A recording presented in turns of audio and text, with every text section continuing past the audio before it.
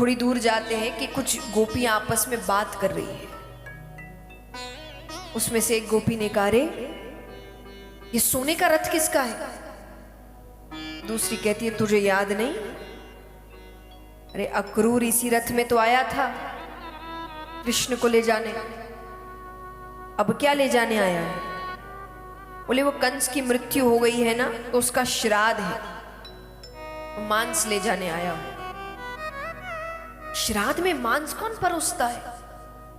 बोले दैत्यों के श्राद्ध में मांस ही परोसे जाते हैं। अरे चलो परोसी भी गए हो तो यहां मांस कहां मिलेगा? हम दूध दही माखन का काम करते हैं। गोपी ने कहा, ये मथुरावासी बड़े चालाक हैं।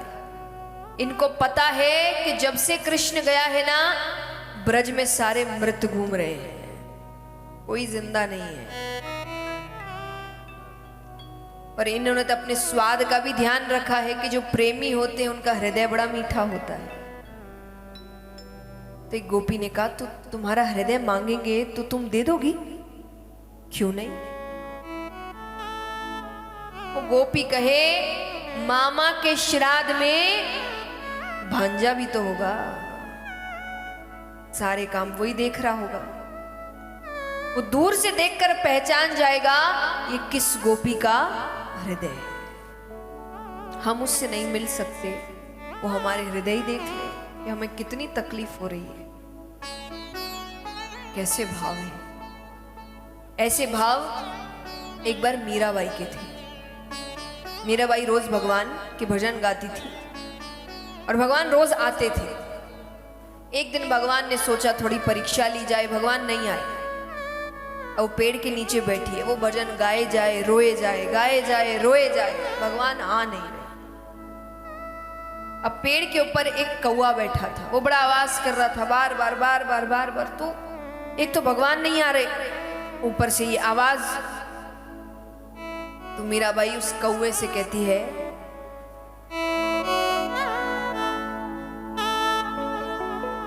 कि काढ़े कलेजो मैं धरूं रे, कि काढ़े कलेजो मैं धरूं रे, कागा तू ले जा। मीराबाई कहती, तुझे भूख लग रही है ना, इसलिए इतनी आवाज कर रहा है, मैं अपना कलेजा निकाल कर देती हूं, पर एक शर्त है, इसको यहां नहीं खाना। कहां खाना? कि काढ़े कलेजो मैं धरूं रे, कागा तू ले जा। और जादे सामारो पिया बसे, वो देखे तू खा। कि जादे सामारो पिया बसे, वो देखे तू। उसके सामने खाना, उसको पता चले तकलीफ क्या होती है, उसको मजाक लग रहा है ना। तो गोपियों के ऐसे भाव है। उद्धव जी आगे बढ़ते हैं, वो देखती है, पहचान जाती है कृष्ण ने ही भेजा है, आसन देती है, बैठाती है। उद्धव जी कुछ कहे इससे पहले कहती है, आपको कृष्ण ने भेजा है? बोले हाँ। बोले ये कपड़े कृष्ण ने पहनाए हैं? बोले हाँ। अब देखिए क्रोध भी है उनके अंदर। भगवान ने जो वस्त्र दिए वो सब सोने के हैं, सोने का मुकुट है, सोने का कुंड। भगवान यहां इतना सोना पहनते नहीं थे, लेकिन उन सब में भगवान की सुगंध है, तो वो ये तो जान गई कि ये सारे भगवान के ही है। तो वो कहे, अपना ऐश्वर्य दिखा रहे हैं कि राजा बन गए हैं, ना क्या काम इन सोने के जेवरों का यहां पर। उद्धव जी कहते हैं, तुम्हारे लिए संदेश भेजा है। क्या संदेश भेजा है? मुझे समझाने को भेजा है कि ये रोना धोना प्यार मोहब्बत छोड़ो, अपना मन ज्ञान मार्ग पर लगाओ।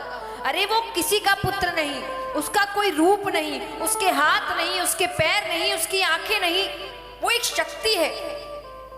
गोपियां कहे कहां से ज्ञान लेकर आए हो? अरे आंख नहीं तो किसकी आंखों में यशोदा मैया मोटा मोटा काजल डालती थी? हाथ नहीं तो किसने हमारी मटकियां फोड़ी? पैर नहीं तो कौन हमारी गैयाओं को चराने लेकर गया? अरे इतनी मुश्किल से तो हमने उसमें प्रेम रस भरा था, तुम फिर से उसको रूखा सूखा बनाने पर तुले हुए।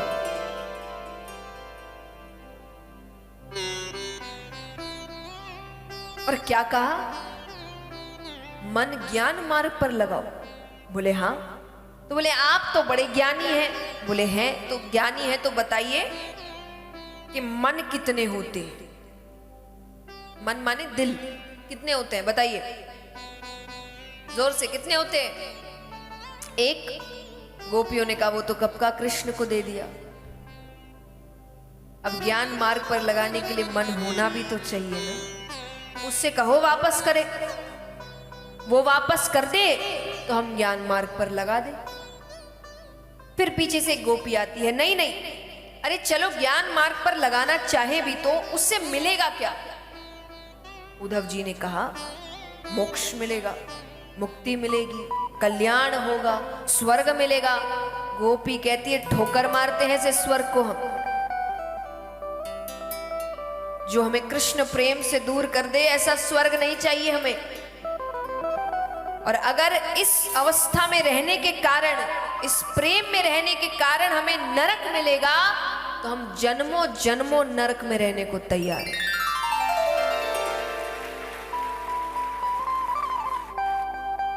उद्धव जी कहते हैं अभी बड़ा कह रही थी कि वो ऐश्वर्य दिखा रहा है, ऐसा है वैसा है, उसके लिए नरक जाने को तैयार हो, उसी की बातें कर रही हो। गोपियां कहती है यही तो प्रेम है। कारे को छोड़ो जा सके पर कारे की कथा ना छोड़ी जाए। कि वो नहीं मिल रहा वो तो सहन कर सकते पर उसकी बात ना करें, हम ये सहन नहीं कर सकते। और गोपियां कहती हमें पता है आपको हमारी बात कुछ खास समझ में नहीं आ रही, किसी को नहीं आती, सब पागल कहते हैं हमें, पर हमें किसी को समझाना भी नहीं। क्यों नहीं समझाना?